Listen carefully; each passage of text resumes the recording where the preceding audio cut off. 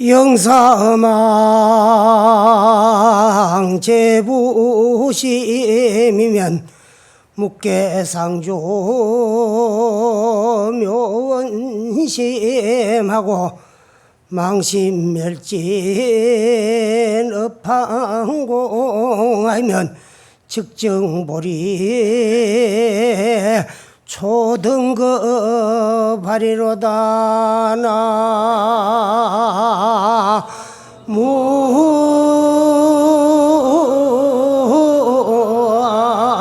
나무아잉이 타보엘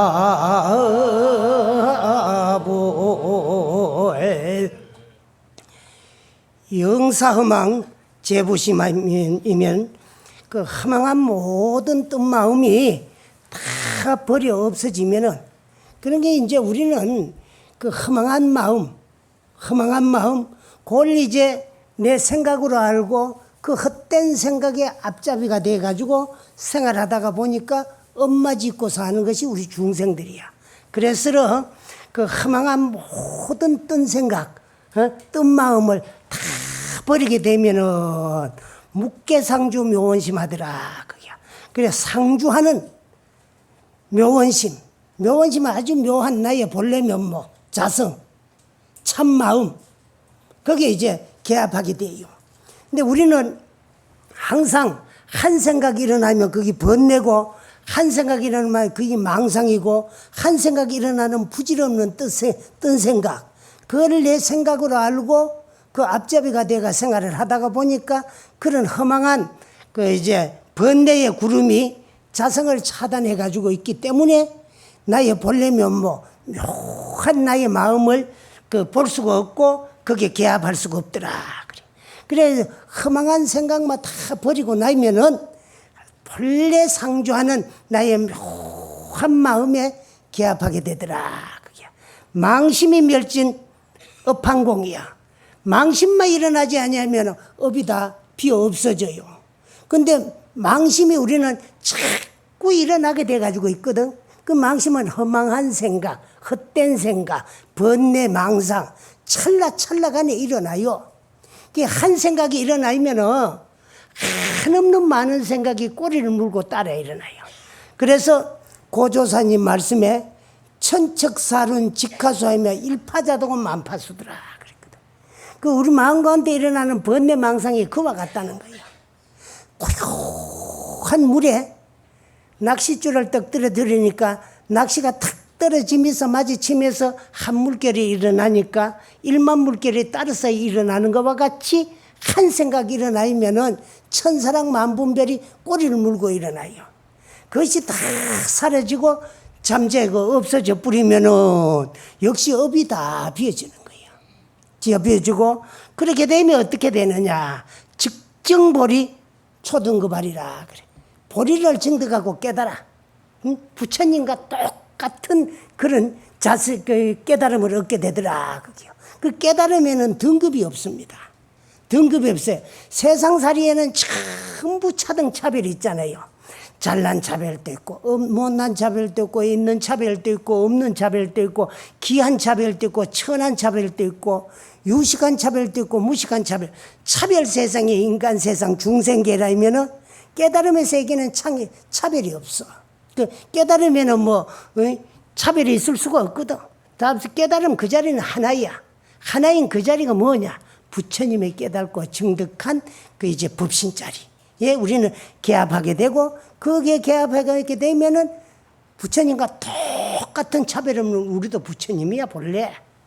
그 부처님께서도 중생인 줄 알고 깨닫기 해가지고 6년 설상고행 그때 깨달아 보니까 진묵급전 조성불한 내가 본래 부처였는데 그 자리를 망각하고 놔버리고 잊어버리고 고마 참 중생인 줄 알고 착각하고 살다가 그 자리를 깨쳐보니까 내가 본래 부처였다는 걸 알았어요. 그 우리도 지금 중생인 줄 알고 착각하고 살지만은 이 자성만 바로 깨치고 보면은 부처님 깨달은 그 자리와 조금도 다름없는 내가 본래 부처라는 걸 알게 되는 거예요. 그래, 그렇게 되면은 그렇게 됐을 적에 업이 다 소멸하는 거예요. 그렇게 이전에는 자성을 정득하고 깨닫기 이전에는 우리가 한번 지어놓은 업, 이거는 결코 없어지지 아니하고 언젠가는 그 결과 값을 내가 돌려받아야 돼요.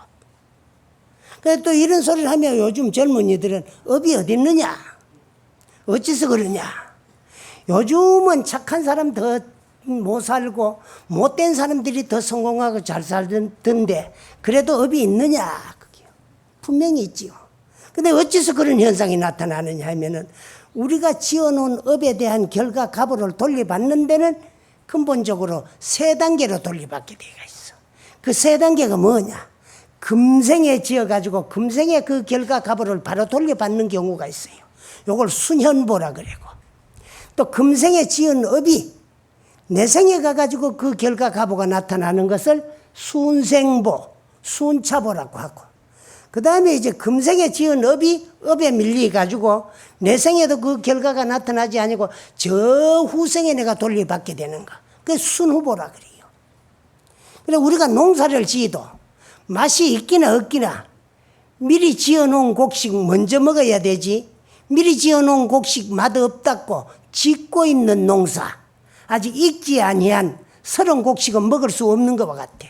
그래서 지금 짓고 있는 선악간의 업은 아직 짓고 있는 서른 업이고, 전생이나 저 전생에 지어오는 순생이나 순후의 그 업에 대한 결과 값가 나타나리라고 착한 사람에게도 지금 짓고 있는 착한 업은 아직 짓고 있는 서른 업이고, 그 다음에 이제 전생이나 저 전생에 지어오는 순생이나 순후의 업이 남아있기 때문에 괴로움과 고통이 나타나고, 또 금생에는 인생을 양심을 속이고 거짓되게 사는데도 일이 술술 잘 풀려나가는 사람은 어째서 그러냐 그러면 지금 짓고 있는 악업은 아직 짓고 있는 서른 업이고 받을 때가 안 됐고, 전생에 지어놓은 순생이나 저 전생에 지어놓은 순후의 선업이 남아있기 때문에 못된 놈도 일이 술술 잘 풀려나가는 경우가 있어요.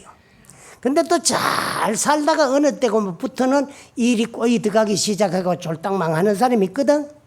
그건 왜 그러냐 그만, 복이 있을 적에 복을 아껴 쓰고 복을 지어가면서 복을 썼으면은 복이 다 하지는 않을 낀데, 금생에는 나쁜 악업만 지어가면서 전생이나 저 전생에 지어온 순생과 순후의 업을 야곱야곱 복수용하면서 복을 다 까먹고 나니까 그만 복 통장이 들통이 나버렸다. 그래 더 받을 복이 없이 쫄딱 망하는 거야. 또 어렵게 살다가 언제부턴가 일이 풀려나가기 시작하는 사람이 여기나 업진하니까 복락이 와요. 이와 같이 다 내가 지어가지고 내가 받는 것이 나의 본업이야. 그런데 그럼 그 업을 어떻게 하면 받지 아니하느냐? 빚은 갚아야 없어지고 업은 받아야 소멸돼요. 그런데 지어놓은 업, 나쁜 업을 받지 않으려고 하면은 열심히 기도하고 정진하고 열심히 부지런히 수행 정진을 하면은 그 가운데 조금씩 업장이 소멸되는 경우가 있어요. 근데 또 이제 이런 소리를 하면 거기에도 또 반론을 제기한 사람이 있어. 나는 기도를 한다고 하고 열심히 정진을 한다고 하는데 하마 할수록 더 얼어지는 경우가 있더라. 그건 어째서 그러냐? 그건 이제 업장이 소멸되는 과정에서 많이 받을 거 소멸되면서 그 이제 소멸되는 과정에서 적기 나타나고, 또 길게 받아야 될 게 업장이 소멸되면서 짧게 나타나는 그런 경우도 있어요. 그러니까 이제 저 영암설화 같은 데 보이면은요, 저 경상남도 산청 지리산 밑에 가면은 옛날에 심원사라는 절이 있었대요. 근데 그 절은 신라고찰로서 아주 영험도량으로서 많은 불자들의 발길이 또 기도객들이 끊어지질 않았다고요. 그러다가 이제 고려에서 이조로 넘어오면서 이시조선 건국이 이념이 억불숭유 정책입니다. 그것은 어째서 그러냐 하면은 고려조에는 설자리를 읽고 가장 억울하게 그 참 탄압받고 그런 이제 참 억울한 분들이 누구였나 그러면은 유생들이었어요. 왜? 고려조에는 불교가 국교가 되다시피 하고 또 나라의 스승인 국사, 임금님의 스승인 왕사, 국사 왕사를 전부 스님들에게 그 우리나라 삼보사찰 가운데 불보종찰은 통도사고 법보종찰은 해인사지요. 그러면은 송강사를 승보종찰이라 그래요. 요 셋째를 삼보사찰이라 그랬는데 그 삼보사찰 가운데 송강사를 왜 승보종찰이라고 하느냐 그러면 불일보조국사 이후에 송강사에서만 16국사가 배출이 됐어요. 많은 큰 스님들, 국사 스님들이 많이 이제 참 나신 절이기 때문에 그 송강사를 승보종찰이라 그래요. 그러다가 보니까 불교는 성하고 유교는 쇠퇴하고 또 유교를 믿는 분들도 없는데 그래도 이제 참 유교를 믿는 분들은 자기네가 가면 참 설자리를 잃고 어디 가가 내가 유생이라고 말도 못하고 억울하게 그래 살아온 분들이 이제 유생들이었어요. 그런데 태조 이성계 씨가 그 공민왕과 신돈이여 북별 정책에 의해서 북을 치러 가다가 그 이제 이하도에서 장마를 만나가지고 회군을 해가 와가지고 자국정부 공민왕 정권을 무너뜨릴 적에 개국 공신들이 한 90% 이상이 전부 유생들로 이루어졌어요. 그래서 그분들의 뜻을 맞춰주기 위해 가지고 건국 2년부터 억불, 불교를 억제하고 유교를 숭상하는 그런 정책을 썼어요. 그러다 보니 이시조선 500년은 무작정 불교를 탄압했어요. 부처님의 가르침이 뭐고 유교의 공자님 가르침이 뭐다. 그걸 뭐 비유해보기도 이전에 그저 사나이 명색이 불알 두 쪽만 차고 나오면은 양반 행세한다고 나도 유생이다. 그러던 시대가 이시조선 500년입니다. 그러다가 보니까 그 영험도량인 심원사에도 찾아오는 신도님들, 기도객들이 발길이 차츰차츰 줄어들고 또 그러다가 보니까 사세는 약해지고 저런 자연이 가난해요. 그럴 때 전부 퇴락해가지고 고마 기와는 깨어져서 비가 새고 비가 새니까 석가래는 썩고 축대는 무너지고 또 단청은 탈색이 돼가지고 퇴색이 되고 그러면 그 참 부처님 또 시커멓게 녹이 슬고 그래 보다 못한 주지 스님이 내가 이절 주지로 있는 동안에 이절을 깨끗하게 이제 참 중수를 해야 되겠다. 근데 이 시대에는 내 힘으로는 도저히 이루어지지 아니하고 부처님의 가호를 빌리지 아니하고는 이루어질 수가 없으니까 부처님 가호를 좀 빌려야 되겠다 싶어가지고 부처님에게 석 달여를 심원사 중수 중창을 위한 기도에 들어갔어요. 그럭저럭 세월이 흘러가지고 이제 99일째 되는 날 내일이면 이제 100일기도 회양을 하는데 저녁에 자는데 꿈을 꿨어요. 꿈을 꿨는데 허연 노승이 한 분 나타나더니만 등을 툭툭 치면서 참 장하다. 이런 각박한 시대에 이 저를 다시 중수해가지고 일으키기 위해 가지고 부처님의 가호를 빌려려고 석 달여를 동안에 지극정성을 기도를 드리니까 반드시 네 뜻이 이루어질 거다. 내일 아침에 100일기도 회양을 하고 건서문을 엮어가지고 이제 참 하주를 하러 나가다가 제일 처음 만난 사람이 이 절을 깨끗하게 중수해 줄 사람이니까 그 자를 놓치지 말아라 하는 꿈을 꿨어요. 깜짝 깨니까 꿈이에요. 꿈이라도 그런 꿈은 이제 현몽이라 그러지요. 그래서 이제 기분이 엄청 좋습니다. 그래 일찍이 100일기도 회양을 하고 건서문을 엮어가지고 옆에 끼고 힘차게 활보로 두 팔을 흔들면서 산하를 내려갔어요. 그러다가 보이께로 중간에서 처음 만난 사람이 재수가 있는가 없는가 일찍이 조실부모하고 집도 절도 없고 남이 가는 장가도 한번 못 가보고 남이 가진 자식도 하나 못 가보고 남이 가진 집도 하나 못 가져본 저 산청 읍내에 조부잣집 일꾼을 떡 만났어요. 그러나 어제 저녁에 그 참 현몽을 얻기를 처음 만난 사람이 이제를 깨끗하게 중수해 줄 사람이라 그러니까. 그래 그 어른한테 가가 아이고 어르신이 어디 갑니까? 인사를 드렸어요. 그러니까 이 또 조부잣집 일꾼은 깜짝 놀라요. 왜? 나무집 머슴살이라면 일을 잘해야 주인한테 그 일꾼 대접을 받아요. 근데 일을 잘하려고 하면 농번기에는 농사를 잘 짓고 농한기에는 저 먼 산 나무를 하루 또 한 두 짐씩 해와야 그래도 이제 참 고마 주인한테 미움은 안 받거든. 근데 옛날 지금이나 산이 짙은 곳은 절산이야. 사유름이거든. 근데 나무를 많이 하려고 그러니까 산이 짙은 데 가야 이제 나무를 많이 해야 할 거 아니야.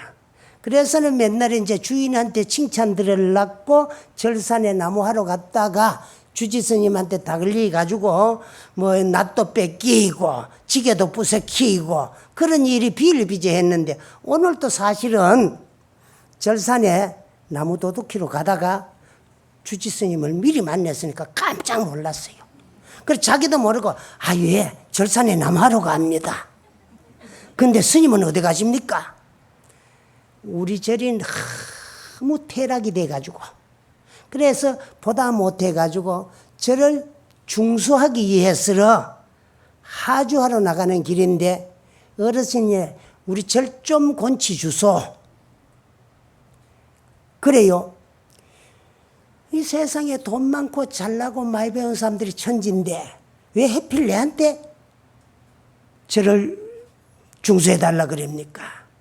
시주하는데 빈부가 따로 있고 시물에 대소가 따로 있는 것이 아니고 또 시주하는데 잘나고 못나고 있고 없고가 상관없이 그 지극한 마음이면은 그 공덕이 한량이 없습니다.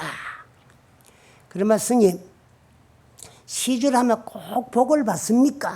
틀림없이 받지요. 그러면 시주를 하면 내 생에 나도 양갓집에 태어나가지고 일찍이 글 공부해가지고 가까이 급제가 뱃을도 할 수 있고 또 남이 가는 장가도 가고 남이 가는 자식도 놓고 남이 가진 집도 가지고 그래 잘 살 수 있습니까? 있다 마다요. 틀림없습니까? 틀림없지요. 시 1등만 배인데 하나를 베푸면 그 공덕은 만 배가 돌아오는 것인데 그 뭐 참 시주하는데 대소가 없으니까 그 자리를 놓치면 안 되겠거든. 담은 얼마라도 받아야 되니까. 정 그렇다면 스님 반드시 그런 공덕이 있다면 그저 내가 다 곤치 드리겠습니다. 이번에 스님이 깜짝 놀랐어요. 일찍이 조실부모 해가지고 글도 못 배우고 이 집 저 집 어릴 때 꼴모섬으로부터 지금까지 살아왔는데 무슨 돈이 있어가 우리 절을 다 곤치 주겠나 그거야. 그래 어르신 내가요. 예. 그 얼마나 참 재산이 있는데 우리를 절을 다 곤치 줄라 그럽니까? 사실 얼마나 되는지는 모릅니다. 내가 어릴 때 꼴모섬 살 때부터 세경 받아 가지고 장례 나가 늙히고 또 이제 뭐 큰 대모섬이 돼 가지고도 큰 모섬이 돼 가지고 연년이 세경 받아 가지고 그거를 장례 늙고 하다 보니까 그 재산이 얼마나 되는지는 다 모르고 조부자 양반한테 내가 맡겨놨는데 그 전부 스님 다 드릴 쯤에 가가지고 절중수 하십시오 하고는 그리고 막 이제 참 하주책에 적어 드렸어요. 그러니까 이 양반이 이제 가가지고 스님께서 가가지고 그걸 받아왔어요. 받아오니까 주인은 좀 섭섭하지요. 왜? 저놈이 말이라 참 우리 집에 일꾼 생활하면서 내가 또 그거를 관리해주고 늙기 좋아 놓으니까 이제 이마의 재산이 늘었는데 그래도 너무 못났기 때문에 그거 관리할 줄도 모르고 장가 갈 줄도 모르고 집 살 줄도 모르고 그만 그래 살아왔는데 이 세상에 혈혈단신인데 내가 관리하다가 보이면은 결국 저자가 죽고 나면은 그 재산 내게 될 낀데 그걸 못 믿어가지고 그만 전부 저를 시줄 다 했다. 그래도 임자는 지니까 할 수 없어요. 근데 스님은 그걸 받아가지고 우선에 썩은 기둥 그 무너진 축대 곤치고 썩은 기둥 갈아 엮고 그 다음에 석가래 갈아 엮고 기와 번나해도 돈이 남아요. 그래가지고 또 이제 단청불사를 해도 또 돈이 남아요. 너 그 돈을 가지고 깨끗하게 부처님 또 이제 격음불사를 해도 또 돈이 남아요. 그 남는 돈 가지고 또 요사세를 깨끗하게 다 중수해도 돈이 남아요. 남는 돈 가지고는 이제 더 쓸 데가 없어가지고 사담 논을 사는데 한 3, 40마씩 샀어요. 그렇게 인제사까지 거만 어느 놈 오기나 말기나 농사 지어가지고 먹으면 되고 절 깨끗하게 수리해놨으니까 싶어. 그래서 이제 참 낙성식도 그만 거창하게 잘 했어요. 그러게 이제 불사는 다 마치졌는데 불사의 해양을 하고 난데 한 달쯤 되실 적에 일생 동안에 버린 재산을 아까운 줄 모르고 스스럼 없이 무주상 자비보시를 한 조부잣집 일꾼이 그만 둘에 일하러 가다 쓰러져 가지고 요즘 말하면은 이제 그만 뇌출혈로 그만 수족을 모시게 됐다. 그러니까 조부자 양반이 네 재산 나다 시면 네 재산 먹고 그만 병이 들어도 편하게 살 낀데 그거 날 못 잊어가지고 그 다 갖다가 저리 시주했으니까 이제 병 났으니까 절로 가거라 하고 집에서 일모하니까 쫓겨냈어요. 그 쫓겨나온 이제 참 조부잣집 그 일꾼 김영감이는 옛 동료 너머집 머슴에게 등에 업히가 이제 절로 왔어요. 그 주지 스님이 생각하니까 참 야속한 부처님아, 일생 동안에 버린 재산을 아까운 줄 모르고 아무 생각 없이 무주상 보시를 해가지고 저를 이렇게 잘 중수를 해놨는데 저 말이라 왜 쓰러져가지고 수족을 못 써가지고 반 안진뱅이가 되도록 하느냐. 그래, 저것도 당신 업이라면은 받을 업이면 받아야 되는데 당신 재산 갖다 절에 시주다 했으니까 남은 여생이라도 내가 잘 병구안을 하면은 그래도 세속에 있으면 아무리 돈이 있더라도 무식한 나머집 일꾼 누가 잘 병구안 하겠나. 그래서 내가 돌아가실 때까지 잘 모시면 그것도 공덕 아니겠나 싶어서 반갑게 이제 받아들이가 방을 하나 비워줘가지고 아침 저녁으로 잘 이제 옷도 갈아입히고 모욕도 시켜드리고 병구안을 잘 했어요. 그런데 한 달쯤 지나가니까요, 앞을 못 봐 봉사가 돼버렸다. 그 안진뱅이에 봉사까지 됐다. 참 부처님의 야속하게가 그지없지만은 저런 업을 타고났는 자라이면은 내가 그래도 여생을 잘 간호해가지고 잘 모시면은 그래도 그게 공덕 아니겠나. 그래도 또 이제 모셨어요. 그리고 또 한 달쯤 갔는데 설사하기 시작하는데 감당을 못 합니다. 아침에 갈아입히면 저녁에 베리고 저녁에 갈아입히면 아침에 베리고 그래. 그럭저럭 한 달쯤 이제 설사를 앓다가 보니까 이제 김영감도 주지스님한테 미안한 생각이 들어요. 아무리 내가 평생에 버린 재산을 이제를 갖다 시주를 다 했다고 하지만은 나 그 지레 못난 사람 수족도 못 쓰는 데다가 앞도 못 보고 게다가 설사병까지 알아가지고 이렇게 똥을 싸가지고 옷을 베리 쌌는데도 싫다 생각 없이 이렇게 정성껏 나를 구안을 잘 해주니까 너무 감사하고 고마워. 내가 시주를 안 했더라면 이런 말년의 복도 못 누릴 건데 참 시주한 공덕이 이거구나. 그래도 생각하기가 미안하거든. 오늘 저녁에는 절대로 내가 옷을 안 베려야 되겠다 싶어. 근데 설사가 납니다. 그래서 정랑에 가려고 문을 열고 나왔는데 절에 와가지고 그래 살아도 몸이 불구가 돼가 절에 왔으니까 정랑이 어디 붙었는지도 잘 몰라. 그러니까 동쪽에 정랑이 있다면 서쪽으로 간다고 부시럭 엉금엉금 앞도 못 보면 기 가요. 그러다가 보이기로 이제 뭐 이미 벌써 똥은 싸가 옷은 다 베렸고 이미 옷은 다 베렸으니까 방으로 돌아와야 되는데 방으로 돌아오는 길도 모르고 어디로 왔는지도 모르겠어. 그래서 방을 찾아간다니까 그러면 뒤산으로 가가 숲속에서 이리저리 더듬더듬 이제 돌아다닙니다. 방을 찾아서.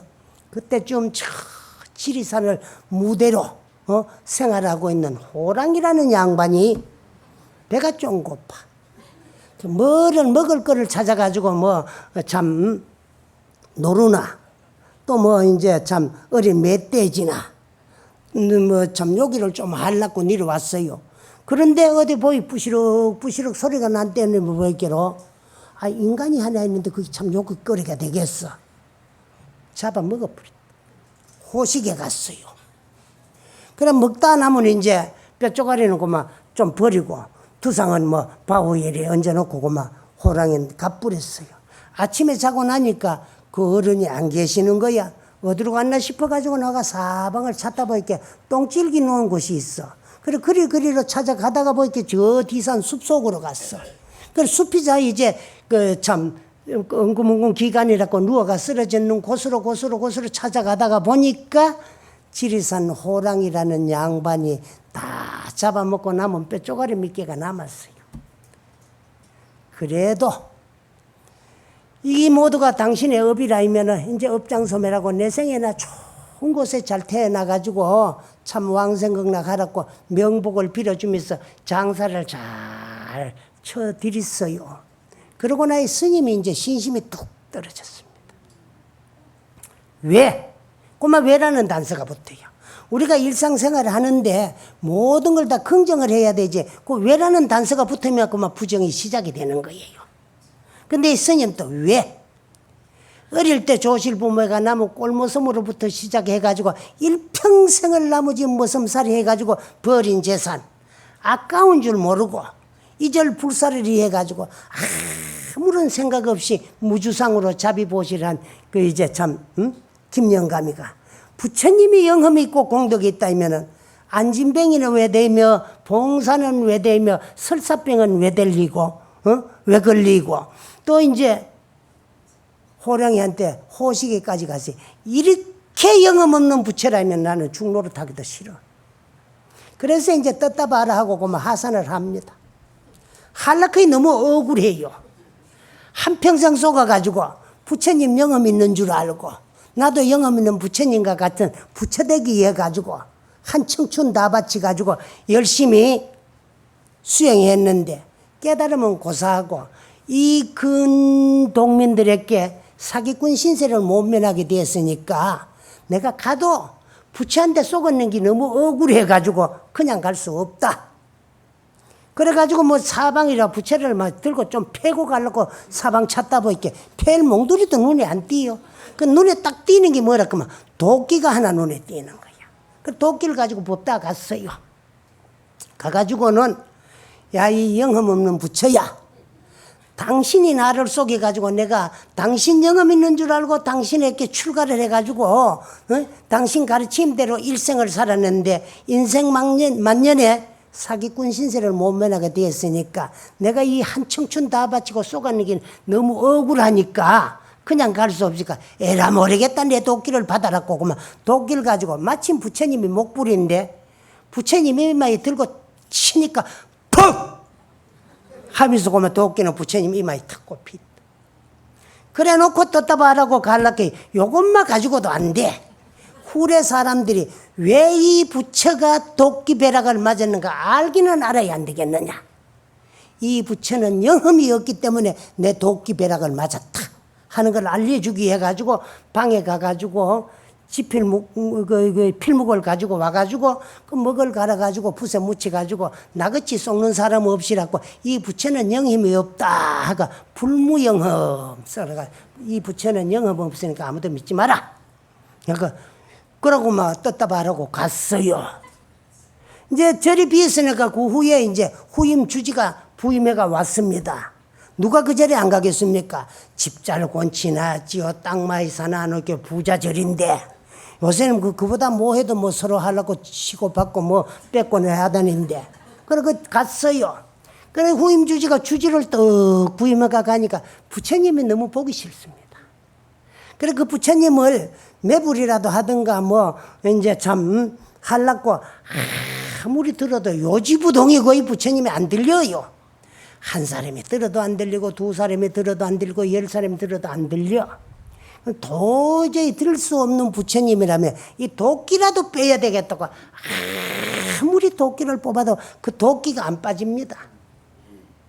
그러면 도끼는 못 빼더라도 세상에 누가 영험 없는 부처라고 가슴에다가 글을 떡 써붙이고 앉았는데 누가 찾아오겠나 싶어가 그 글이라도 지우려고 아무리 걸레에 물을 붙이고 와가지고 닦아도 안 지워져요. 그래서 이제 한 20-30년을 그 부처님은 머리에 도끼를 탁 안진맥이 못 나사주고 또 이제 봉사 못 막아주고 설사병 못 막아주고 호식에 가는 거 못 막아준 죄로 가슴에는 영험 없는 부처라고 글 써붙여가지고 이마에 도끼를 떡 꽂고 염치 없이고만 나무 탁자 위에 30년을 앉아 있었어요. 그때 이제 주지는 한 30대 젊은 스님의 부임을 해가가 그절 주지로 사는데 그 고을 산천고을에 새로운 사또가 왔는데 아직 이제 30대 미만의 젊은 사또가 부임을 해가 왔어요. 근데 이 사또는 그곳에서 또 멀리 떨어지는 곳에서 이제 곽을 급제해가지고 부임을 해가지고 거기 왔는데 이분은 어떤 사람이냐. 아버지 어머니가 자식이 없어가지고 절에 가가지고 생남불공 해가지고 만덕으로 얻은 자식 금지옥약같이 기르면서 글공부를 시켰는데 다행히 이제 참 불서가 나는 아들 머리까지 좋아가지고 과거에 급절해가지고 초임으로 살러 온 곳이고만 산천고을이라. 근데 고향에는 부모를 두고 이제 참 젊은 내마 거기가 살다가 보니까 우리 부모가 나를 얻기 해가지고 얼마나 부처님을 찾아가 정성을 들이고 또 정성 끝에 얻은 나를 참 성공하고 출세하라고 시간만 하면 절에 가가지고 그 이제 참 아들 잘 되기를 기도하고 참 공들인 덕분에 내가 이제 참 과거에 급절해가지고 초임으로 여기까지 왔는데 조석으로 가가지고 문안을 못 드리더라도 아버지 어머니 만수무강하고 내가 고향에 갈 때는 건강하게 잘 계시라고 지금부터는 내가 부처님을 찾아가가지고 아버지 어머니 명복을 좀 빌어드려야 되겠다 싶어가지고 이제 이방을 불렀어요. 야 이방아 불러가지고 부르니까 왜 찾습니까? 이 근교에 어디 절이 없느냐? 절거 뭐 하려고 그럽니까? 내 절에 가가지고 불공 좀 올리려고 그런다. 불공 그 마루 합니까? 왜 마루 하다? 우리 고을에는요 옛날에는 불교가 조금씩 이조에 들어가 그래도 명맥은 안 끊어지고 있었는데 지금 30년 전부터 심원사라는 절에 이러이러한 일이 일어난 후부터는 아무도 절에 가는 사람 없고 불교 믿는 사람 없는데 사또가 마루 가려고 합니까? 그래 그럼 그 절은 있느냐? 있습니다. 그럼 그 절에 내가 가고 싶다. 그 절을 좀 안내하거라. 그래서 이방은 안내를 하고 사또는 말을 타고 이방을 따라서 심원사를 찾아가는데 생전 처음 가는 초행길인데도 길이 나오네 이거요. 꼭 아는 길 같고 옛 고향 가는 길 같고 또 이제 참 고향을 돌아가는 것 같고 그런 포근함을 느끼가면서 그럭저럭 절에 도착하니까 처음 가는 절인데도 절이 눈에 익어요.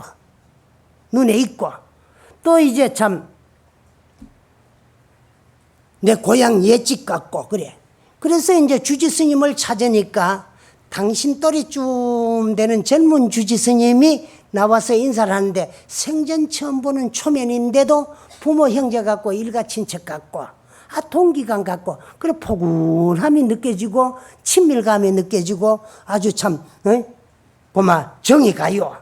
근데 이제 이방은 물러서고 주지 스님은 안내를 하고 사또는 뒤를 따라가 법당에 떡 올라가 보니까 이방한테 듣던 바와 같이 부처님 머리에는 도끼를 꽂고 가슴에는 글을 떡 써붙이고 앉았어요.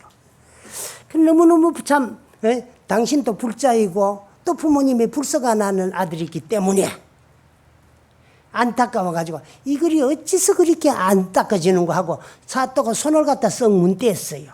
문대했는데 불무영험 넉자 가운데 없을 무자가 싹 이슬유자로 변해버렸다. 불우영험이다. 이 부처님은 영험은 없다고 30년 동안에 남한테 손가락질만 받았는데 이 부처님은 참으로 영험이 있다. 없을 무자가 있을 유자로 바뀌어 보니까 불유영험에 대해 영험이 있는 부처님이 됐다. 그러면 영험 있는 부처님이면은 이 도끼는 왜 그리 안 빠졌을까? 나를 기다렸을까? 하고 이제 그 도끼 자루를 받고 흔들어 보니까 30년을 누가가 뺄락해도 요지부동이던 그 도끼가 그 산천고을 사또가 와가지고 도끼 자루를 잡고 흔드니까 도끼가 흔들흔들합니다. 쑥 잡아 뽑으니까 도끼가 쑥 빠져요. 빠지는데 도끼 한쪽 날에 그리 떡서이가 있는데 하주 시주가 동시상봉이다. 그러면은 그 자리에는 주지스님하고 사또하고 둘 뿐인데 그러면 그 두 사람 중에 한 사람은 시주자요, 한 사람은 하주자다. 그런데 오늘 여기서 동시에 만났다. 한쪽 끝에 또 보이니까 뭐라고 써놨나? 도끼를 뽑을 적에 목격하는 당사 주지는 도끼를 꼽은 자요. 도끼를 뽑는 자는 시주한 자다. 그러면은 스님 노릇 안 하겠다고 부처님 영험 없다고 부처님한테 도끼 꼽아놓고 부처님 영험 없다고 글 써놓고 갔는 그 스님 또 가가지고 고마 돌아가셔가지고 다시 인간의 몸을 받아가 인간 세상에 와가지고 또 일찍이 출가를 해가지고 젊은 나이에 그절 주지로 와가지고 당신이 저지러 놓는 그것을 당신이 보고 살고 있더라는 거야. 있고 또 이제 그 조부잣집 일꾼 김영감은 그 이제 시주는 했지만은 뭐 영험에 있는지 없는지는 모르고 그 이제 참 안진뱅이에다가 봉사돼 가지고 설사병 앓다가 호식에 갔는데 호식이가 죽어가지고 자식 없는 집 생남불공하고 자식을 기다리는 집에 가가지고 귀한 외아들로 태어나가지고 고이고이 자라면서 글 공부를 해가지고 가게 급제를 해가지고 이제 자기로 인연하여서 꼽힌 도끼를 당신 손수로 뽑고 당신으로 인해서 영험 없는 부처라고 글을 써붙이던 것을 당신으로 인해서 이 부처님은 참으로 영험 있는 부처다. 이렇게 이제 됐다는 거예요. 그런데 그 도끼 날에 종이가 하나 주르륵 부처님 복장 안에서 따르리 나와요. 복장에 이어놨던 게. 딸리 나오는데 거기에는 그 산천고을 사또의 삼생 인연이 전부 기록이 되어 있어요.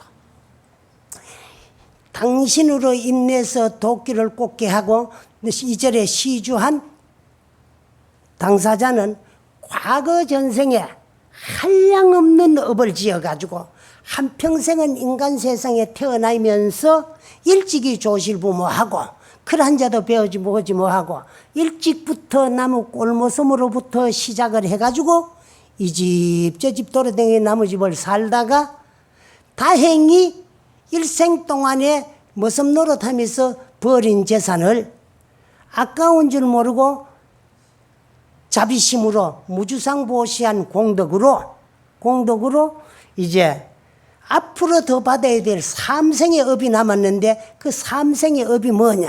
한평생엔 그렇게 살았지만은 그래도 또 업이 남아가지고 한평생엔 태어나자마자 안진뱅이로 태어나가지고 안진뱅이로서 한평생을 살아야 되고 그래도 또 업이 남아가지고 한평생은 나이면서 눈이 멀어가지고 안맹해가지고 봉사로 한평생을 살아야 돼요. 그래도 얼마나 업을 많이 지었는가 또 업이 남아가지고 태어나자마자 쏘가리로 시작해가지고 쏘고 한평생을 쏘고 앓다가 죽을 때는 결국 호식에 가야 될 앞으로 받아야 될 새 평생의 업이 남았어. 그래 한평생은 일찍이 조실부모하고 너무집살이를 해가지고 다 받았지만은 한평생 너무집살이 하면서 버리는 모아놓는 재산을 자비보시한 공덕으로 삼생에 받아야 될 중한 업을 석 달 동안에 안진뱅이로 또 한 달 살고 또 안진뱅이 의해 봉사가 돼가 또 한 달 살고 거기에다가 쏘가리병을 앓으면서 설사회가 한 달 살고 마지막으로는 호식에 가면서 삼생에 받아야 될 업을 석 달 90일 만에 다 받고 시주한 공덕으로 업장이 소멸돼 가지고 양갓집의 외아들로 태어나 가지고 가게 급제를 해 가지고 자기로 인연하여서 영없는 부처님이 된 그 부처님을 자기로 인연하여서 이 세상에는 가장 영험 있는 부처님으로 재탄생을 시키더라는 그런 이야기가 그 심적사 그 사적기에 기록이 되어 있는데, 지금은 그쪽에 그 어떤 절인가 잘 없고, 그쪽에는 이름이 비슷한 심적사라는 절이 있는데 심원사라는 절은 없는데, 영업록 같은 데 보이면은 산청 심원사로 기록이 돼 가지고 있는 이야기가 전해 내려와요. 이 말씀은 여러분들한테 왜 드려놓고만, 여러분들도 아주 신심 있게 절에 가가지고 기도를 하고 열심히 정진을 하는데도 뭔가 일이 잘 풀리 나가지 아니하면 그만 신심이 떨어지는 경우가 있어요. 그런 것을 이해 가지고 내가 오늘 길게 받을 것 짧게 받고, 많이 받을 것 적게 받으면서 업장이 소멸되는 과정에서 하나에 나타나는 현상이고, 내가 지어놓은 복은 복대로 그 복은 언제인가 내가 다 돌려받지 내 복은 남이 못 가져가요. 그래서 우리나라 속담에 남의 복은 끌로도 못 판다 그래요. 그래서 복은 지은 대로 가고 죄는 지은 대로 가고 공은 닦은 대로 간다는 거예요. 그와 같이 내가 지어놓은 복 내가 다 받지. 다 받지. 그 이제 그 목수들이 나무를 끼 맞추기 해가지고 나무 구멍을 파는데, 구멍 파는데 가장 소중한 연장이 뭐냐 그러면 끌이라는 게 있어요. 그런데 끌은 건 나무 구멍은 잘 파지만은 남의 복은 못 파간다는 거야. 그래서 다 내가 지어놓은 복 내가 받고, 내가 지어놓은 내 업 내가 받지, 내가 지어놓은 업과 복은 받지 아니하고는 나쁜 업은 소멸될 수가 없고 좋은 복은 반드시 내게로 돌아오게 되어 있어요. 그래서 선인은 선가하고 선한 원인에는 반드시 좋은 결과가 돌아오고 악인에는 악가합니다. 나쁜 원인에는 반드시 나쁜 결과가 돌아오는 것이고, 내가 지어가 다 내가 받는 거야. 그래 여러분들이 지금 한평생을 살아가면서 내 주위에서 좋고 나쁘고 기쁘고 슬픈 일어나는 모든 일들은 누가 주어서 받는 것이 아니에요. 전부 다 내가 지어와가지고 내가 받는 내 인생입니다. 그래서 오늘의 우리 인생은 항상 내가 하는 얘기지만, 부모 미생전에 아버지 어머니로 인연하여서 오늘 내 이름이 붙은 이 몸뚱아리 받기 이전은 전생이에요. 전생에 내가 스스로 일으켰던 허망된 생각, 망심의 그림자요.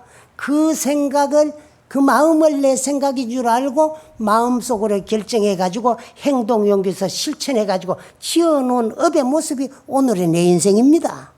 그래서 우리 불교에서는 내 인생의 창조주도 나요, 내 인생의 책임자도 나요, 미래생의 구세주도 나지, 나 아닌 어느 누구도 오늘의 내 인생의 창조주가 될 수 없어요. 하나님도 신도 또 부처님도 어느 절대자도 부모 대신 내 육체 못 낳아줬어요. 그러면 우리가 김 아무 것이 이 아무 것이 박 아무 것이 이름 붙은 이 지수화풍 4대 물질 요소로 이루어진 이 몸뚱아리를 누가 낳아줬느냐? 아버지 어머님이 낳아주셨어요. 그러나 그 아버지 어머님이 무엇이 우리 육체를 낳았을까? 남녀가 서로 만나가지고 뜨겁게 사랑하는 마음, 이걸 애정이라고 해요. 애정을 육체적으로 교섭하다가 애욕의 부산물로 수태대가 태어난 것이 우리 몸뚱아리야. 그러나 육체를 낳아주신 부모님도 자식 운명은 마음대로 못해요. 만약에 육체도 내가 낳았으니까 인생도 낳아줄 수 있다면 얼마나 좋겠습니까? 내 아들 건강하게 잘 자라서 머리 좋게 공부 잘 해가지고 인류대학 인류학과 들어가서 좋은 대학, 좋은 학과 졸업시켜서 좋은 직장 취직시켜가지고 돈 많이 벌이고 출세시키고 싶으지요. 근데 마음대로 뜻대로 안 되는 여기 자식 농사야. 그래서 자식은 육체만 낳아주지 인생은 못 낳아줘. 인생은 오직 내가 과거 전생에 지어온 업에 따라서 부귀빈천과 희배락이 좌우돼요. 그래 오늘의 내 인생은 과거 전생에 내가 일으켰던 생각의 그림자요. 그 생각을 행동 용기에서 실천한 업의 모습이 오늘의 내 인생이야. 그러면 생각도 내가 일으키고, 일으킨 생각 결정도 내가 짓고 꺼트리기도 내가 하고, 또 결정 지어진 생각 육체적으로 행동연구에서 내가 실천해가 지어온 업에 따라서 오늘의 부귀비처가 희배락이 좌우되니까 오늘의 내 인생의 창조주는 바로 다름 아닌 내가 오늘의 내 인생을 만들어온 창조주야. 또 내가 내 인생의 책임자라고 하는 것은 나를 나만큼 아는 사람은 나 외에 한 사람도 없습니다. 누구야? 부모도 모르고 부부도 몰라요. 가장 잘 아는 사람은 나야. 그래서 내가 내 능력과 소질에 맞게끔 내 인생에 대한 현명한 설계를 해가지고 그 설계 바탕 위에 개발하고 개척하고 건설해 나가는 것이 내 인생이기 때문에 내 인생의 책임자도 나요. 그렇게 살아가는 가운데 찰나찰나간에 미래생이 만들어지고 있어요.